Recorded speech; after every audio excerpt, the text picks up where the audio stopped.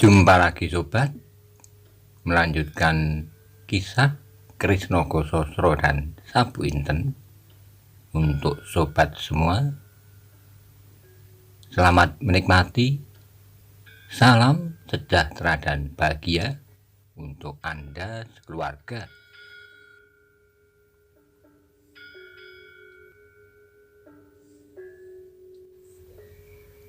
Pada episode sebelumnya dikisahkan bahwa Maiso Jenar dengan Paniling melakukan dialog yang sangat serius mengenai Pasingsingan. Dalam pandangan mereka masing-masing, Pasingsingan adalah tokoh yang kontroversi menurut Maiso Jenar. Bagaimanakah kisah selanjutnya? Simak bersama-sama. Tetapi kemudian seperti orang yang tersadar, Ki Paniling menarik napas dalam-dalam dan kembali dengan nada yang rendah ia meneruskan, Radite dan Umbaran mengadakan perjanjian. Radite mendapat gadis itu, sedang Umbaran mendapat tanda-tanda kebesaran dari Pasingsingan. Maka berlangsunglah tukar-menukar itu tanpa saksi.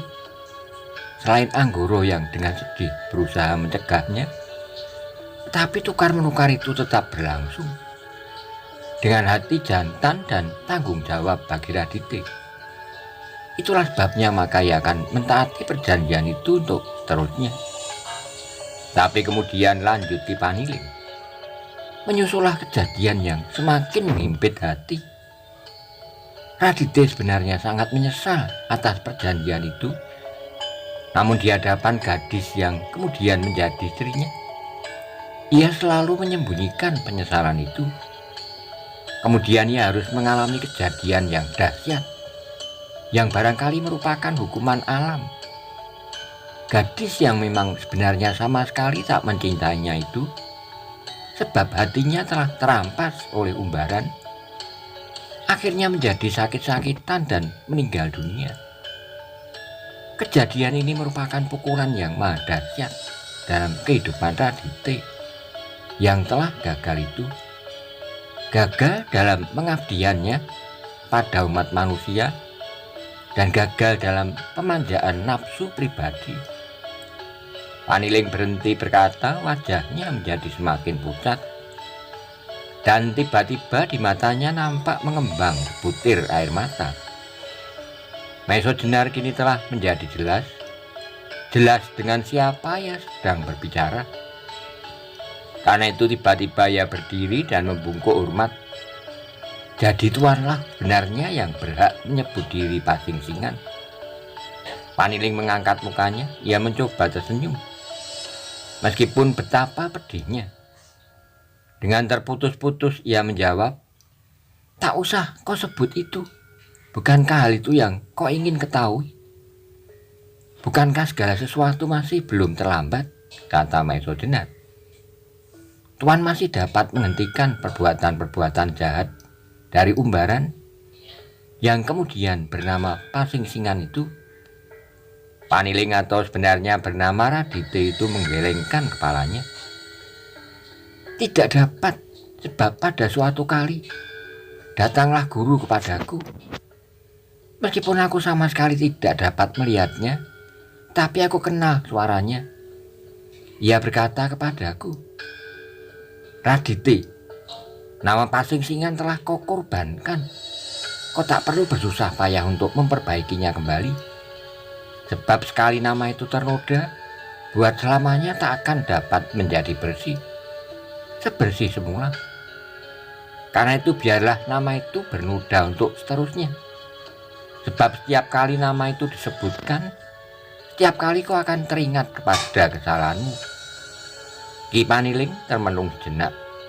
Kemudian lanjutnya, itu adalah hukumanku yang paling berat. Hukuman yang hampir tak tertanggungkan. Karena itu kemudian aku menyembunyikan diri, menjauhkan diri dari setiap kemungkinan untuk dapat mendengar nama Pasingsingan. Tetapi bagaimanapun juga, bendungan itu akan tembus pula dan aku sedang mencari saluran untuk mengatakan seluruh gelora yang bergulung-gulung di dalam dadaku. Sampai pada suatu kali aku temukan kau. Aku kenal kau karena caramu bertempur melawan 7 orang di bukit sebelah Banyu Biru. Aku mendengar salah seorang menyebutmu Ronggo Tohjoyo. Dan aku pernah pula mendengar nama Ronggo Tohjoyo sebagai prajurit pengawal raja, kata Ki Paniling. Kembali mereka berdiam diri dalam kesibukan angan-angan masing-masing. Tiba-tiba saja Maiso Jenar teringat kepada orang yang berjubah abu-abu dan yang telah berhasil mengambil keris Kyai Nogososro dan Kyai Sapu Inten. Karena itu tiba-tiba ia bertanya, bagaimanakah kalau ada seorang lagi yang menyatakan dirinya sebagai Pasingsingan? Mendengar pertanyaan Maiso Jenar itu, Ki Paniling terkejut bukan buatan, sehingga wajahnya berubah hebat. Dengan pandangan yang mengandung 1000 macam pertanyaan, ia berkata, adakah orang lain yang kau kenal sebagai Pasingsingan pula? Kemudian Maiso Jenar menceritakan apa yang pernah dilihatnya pada saat hilangnya Kyai Nogososro dan Kyai Sapu Inten, dan tentang orang yang berjubah abu-abu yang mengambil kedua keris itu. Paniling mendengarkan cerita Maiso Jenar dengan wajah tegang.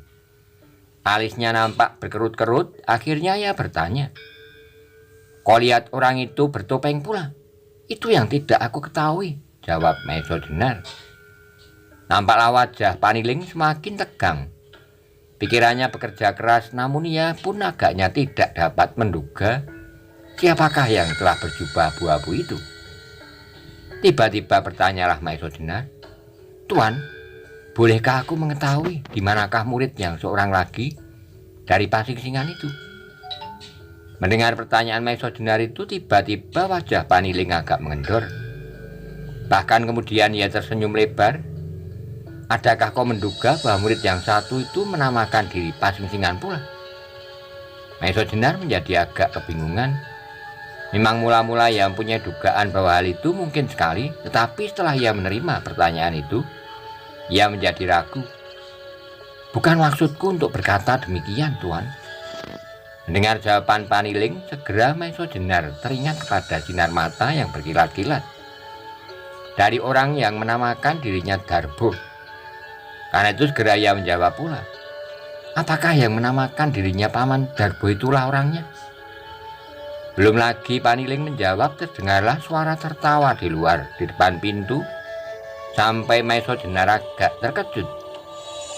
Datangan seseorang sampai jarak yang demikian dekatnya tanpa diketahui adalah suatu hal yang jarang terjadi. Ketika Maiso Jenar menoleh ke arah pintu, dilihatnya orang yang menamakan dirinya Darbo itu telah berdiri di sana dengan wajah bening, sebening air yang memancar dari mata airnya. Kemudian Darbo berkata lirih seperti kepada dirinya sendiri, mengulangi kata-kata Paniling. Otakmu cemerlang seperti matahari musim kemarau. Kemudian terdengar Paniling berkata, kepadanya tak perlu kita menyembunyikan diri. Aku percaya bahwa orang semacam Maiso Jenar akan dapat memegang rahasia seperti yang memegang rahasia kerajaan. Kau akan merahasiakannya, Maiso Jenar? Tanya Darbo. Akan aku coba, Tuan, jawab Maiso Jenar. Juga kepada Kakang Pandanalas dan Kakang Surodipoyono. Bukankah tadi kau bercerita tentang hilangnya Nogososro dan Sapu Inten? Meskipun kedua tokoh itu ikut pula mempertahankannya. Maiso Jenar menjadi agak kebingungan kalau ia bertemu dengan Ki Ageng Pandanalas dan Ki Ageng Surodipoyono. Apakah ia harus merahasiakannya pula tentang Pasingsingan? Melihat kebingungan Maiso Jenar, berkatalah Darbo, kepada kedua orang itu, juga kepada Titis Anganten, Pangeran Gunung Slamet, kau tidak usah merahasiakan. Kalau mereka akan melenyapkan Pasingsingan adalah urusan mereka. Bukankah begitu, Kakang? Tiba-tiba wajah Paniling kembali menjadi tegang. Ia tidak segera menjawab kata-kata Darbo. Pandangannya jauh lewat pintu yang masih menganga itu langsung menembus gelapnya malam. Kemudian kembali suara Darbo terdengar di antara tertawanya. "Kakang Paniling, masih kau ingin mengadakan perhitungan dengan Umbaran? Aku kiranya hanya akan mengotori tanganmu saja dengan darah yang telah digenangi kejahatan. Apalagi kau terikat kepadanya dengan sebuah perjanjian aneh itu untuk seterusnya tidak saling mengganggu. Kenapa kau tidak memerintahkan aku saja untuk menyelesaikan masalah ini? Bukankah aku tidak terikat oleh suatu apapun?" Tiba-tiba wajah Darbo yang bening itu berubah, seolah-olah menjadi batu padas yang maha keras. "Sabarlah Darbo," jawab Paniling yang wajahnya masih tegang tadi. "Aku kira akan datang saatnya." Wajah Darbo perlahan-lahan menjadi lunak kembali. Dengan langkah yang perlahan-lahan pula ia duduk di samping Maiso Jenar. "Kakang Paniling kagum melihat caramu bertempur melawan 7 orang yang termasuk orang-orang kuat. Memang Kakang Pengging Sepuh telah hampir tercermin seluruhnya di dalam dirimu. Kalau kau kelak dapat mengendapkan ilmu Sosro Birowo sehingga mendapat bentuk yang lebih masak lagi, aku kira kau akan menjadi tepat seperti bayangan Kakang Pengging Sepuh yang mengagumkan." Maiso Jenar hanya dapat menundukkan kepalanya mendengar pujian itu. Tapi bersamaan dengan itu pula segera ia teringat kepada nasib Banyu Biru yang dalam keadaan lumpuh itu. Untuk beberapa saat Maiso Jenar berdiam diri. Paniling dan Darbo tak berkata-kata pula. Baru berapa lama kemudian berkatalah Maiso Jenar, "Dan sekarang ke-7 orang yang mengeroyokku itu sedang merencanakan kehancuran Banyu Biru." Paniling dan Darbo nampak mengerutkan keningnya. Kemudian kata Paniling, "Rencana dari peristiwa Banyu Biru itu bukanlah orang bodoh. Karena itu kau pun harus sangat berhati-hati untuk melawannya. Apa yang kau lakukan beberapa hari yang lalu, melawan 7 orang sekaligus, adalah perbuatan yang terlalu berani. Kalau kau tewas dalam pertarungan semacam itu, maka kau sudah tidak akan dapat berbuat apa-apa lagi. Dan agaknya kau tak pernah berpikir untuk menghindar. Untunglah bahwa aku berhasil menggugurkan tanah yang kau injak. Ketika kau berdiri selalu ke tepi dengan sebuah lemparan, sehingga kau dengan tak usah merasa melarikan diri dari gelanggang, telah dapat terselamatkan meskipun kau harus menggelinding ke dalam jurang." Dada Maiso Jenar terasa berdesir mendengar kata-kata Paniling. Agaknya orang tua itulah yang telah berusaha menyelamatkan nyawanya. Dengan demikian maka tanpa disengaja ia berkata dengan gemetar, "Terima kasih Tuan, terima kasih atas pertolongan itu." Dalam hati Maiso Jenar mancarlah perasaan kagum yang tak terhingga. Dengan satu lemparan, Radite menggugurkan tanah tepat ia berpijak. Paniling tersenyum lebar. "Aku juga pernah mengalami masa muda. Masa darah kita menggelora, di mana kita kadang-kadang kehilangan kemampuan untuk mengakui kekurangan diri," jawabnya. Terasa oleh Maiso Jenar kebenaran kata-kata Paniling. Memang dalam saat yang demikian terasa langkah kecilnya apabila seseorang menghindarkan diri dari arena. Tapi apabila benar-benar ia dapat ditewaskan, maka untuk selanjutnya ia tak akan dapat berbuat sesuatu. Karena itu adalah suatu keuntungan bahwa ia masih hidup. "Maiso Jenar," kata Paniling kemudian, "memang sebaiknya kau kembali ke Banyu Biru. Ketahuilah bahwa kau sekarang ini berada di hutan Pudak Pungkuran. Perjalanan ke Banyu Biru dapat kau tempuh kira-kira dalam 1 hari. Tapi kau tidak perlu tergesa-gesa, kau pulihkan dahulu kekuatanmu. Di sini aku mempunyai beberapa jenis akar yang dapat menolong menambah lancar aliran darah serta menambah kesegaran tubuhmu." Maiso Jenar segera menyatakan terima kasihnya. Dengan demikian ia dapat beristirahat untuk beberapa saat di rumah Ki Paniling. Beberapa hari kemudian, setelah tubuhnya terasa pulih kembali serta keadaan telah memungkinkan, maka Maiso Jenar mohon diri kepada Paniling untuk kembali ke Banyu Biru. Paniling dan Darbo yang merasa pentingnya kehadiran Maiso Jenar di tanah perdikan yang kehilangan pemimpin itu segera mengizinkannya, diiringi beberapa pesan dari seorang tua yang telah banyak makan garam pada seorang pemuda yang darahnya masih cepat mendidih. Di samping itu, Paniling juga memesannya untuk tidak berkata apa-apa tentang Pasingsingan apabila tidak dianggapnya perlu sekali. Sebab sampai saat itu belum ada orang lain yang pernah mengenal wajah asli dari Pasingsingan. Apalagi Pasingsingan tua, Guru Radite, yang pada saat itu baik Radite maupun Anggoro tidak tahu apakah Pasingsingan masih hidup ataukah sudah tidak ada lagi. Maka pada suatu pagi yang cerah, diiringi oleh kicauan burung-burung liar, Maiso Jenar melangkah dengan segarnya menuju ke Banyu Biru.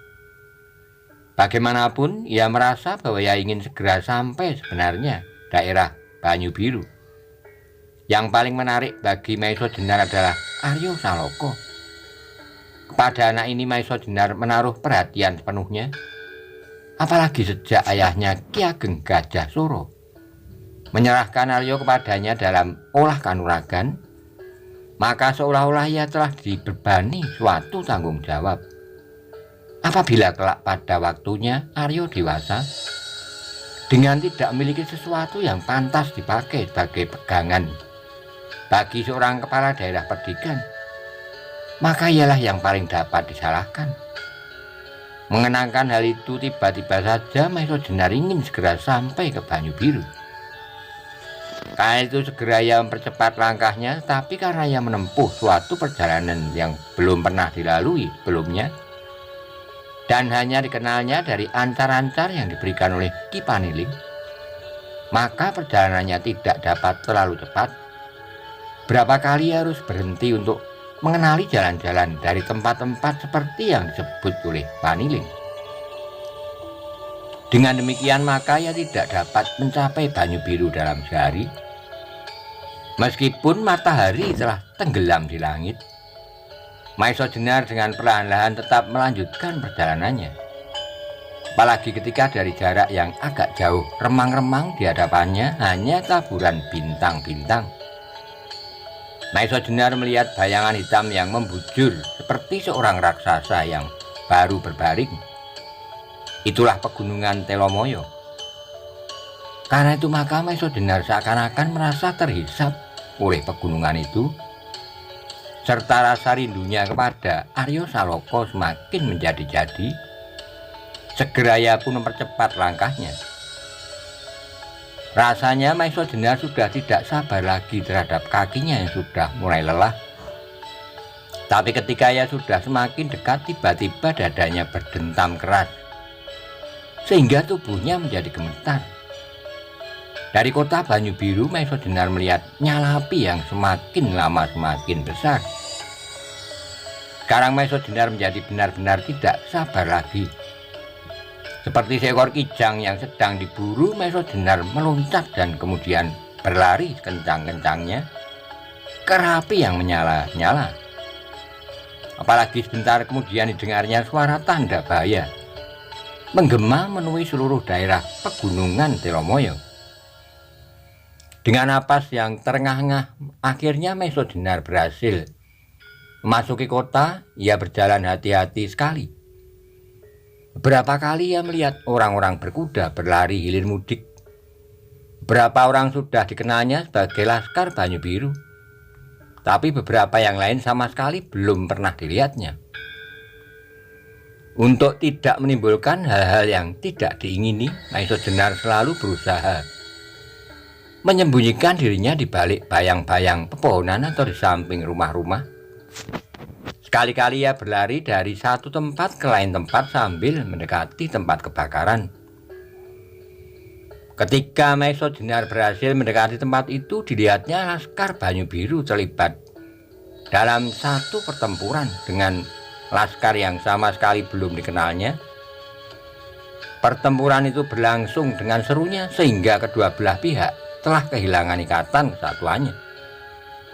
Mereka seolah-olah bertempur tanpa pimpinan. Dari jarak yang agak dekat, akhirnya Maesa Jenar dapat melihat bahwa pasukan Banyu Biru berada di bawah pimpinan Bantaran yang agaknya merasa terdesak. Bantaran sendiri bertempur seperti harimau luka, tetapi musuhnya terlampau banyak. Sebentar kemudian terdengar derap pasukan yang berlari dari arah barat, dan muncullah laskar bantuan yang dipimpin oleh Sawung Rono. Pasukan ini pun segera melibatkan diri dalam pertempuran yang sengit itu. Dengan datangnya bantuan yang dipimpin oleh Sawung Rono, nampak Laskar Banyu Biru dapat mencapai keseimbangannya kembali. Bahkan agaknya sebentar kemudian mereka akan segera dapat menguasai keadaan. Tetapi tiba-tiba Maesa Jenar mendapat pikiran lain. Sehilangnya Kiai Nogososro dan Kiai Sapuinten, apakah kira-kira yang masih mereka cari di Banyu Biru? Teringatlah Maesa Jenar pada kedudukan Aryo Saloko, ayahnya yang dibawa ke Demak untuk waktu yang tak ditentukan, bahkan karena serangan Laskar Lembu Soro atas pasukan Demak, mempunyai kemungkinan yang lebih tak menyenangkan bagi Gajah Soro. Ia menyerahkan kuasaan Banyu Biru pada Aryo. Ini berarti suatu rintangan langsung bagi Lembu Soro untuk dapat menguasai Banyu Biru. Karena itu Maesa Jenar segera memperhitungkan setiap kemungkinan. Ia memang agak heran bahwa daerah yang tak berarti di pinggiran kota ini menjadi tujuan serangan lawan. Rumah yang sama sekali tidak penting kedudukannya, kecuali banjar-banjar desa, juga bangunan-bangunan lain yang juga tidak begitu berarti. Mengingat hal itu, maka segera Maesa Jenar mengambil kesimpulan bahwa serangan ini hanyalah suatu usaha untuk menarik perhatian semata-mata, sedang tujuan yang sebenarnya adalah tempat lain. Mendapat pikiran yang demikian, Maesa Jenar menjadi bertambah gemetar. Ia menjadi cemas atas keselamatan Aryo. Karena itu segera ia melompat dan berlari dari satu tempat yang terlindung ke tempat yang lain, menuju ke rumah Gajah Suro. Sehingga beberapa saat kemudian ia telah dapat mendekati rumah itu. Sebenarnya lah bahwa apa yang dicemaskan itu benar-benar terjadi. Maesa Jenar mendengar keributan di halaman rumah itu, agaknya telah terjadi suatu pertempuran pula. Perlahan ia menyusuri regol samping dan dilihatnya Wonomerto dan Pandan Kuning serta beberapa orang sedang bertempur menghadapi lawan yang jumlahnya berlipat dua. Apalagi di antara para penyerang itu terdapat pula beberapa orang yang termasuk berilmu cukup tinggi.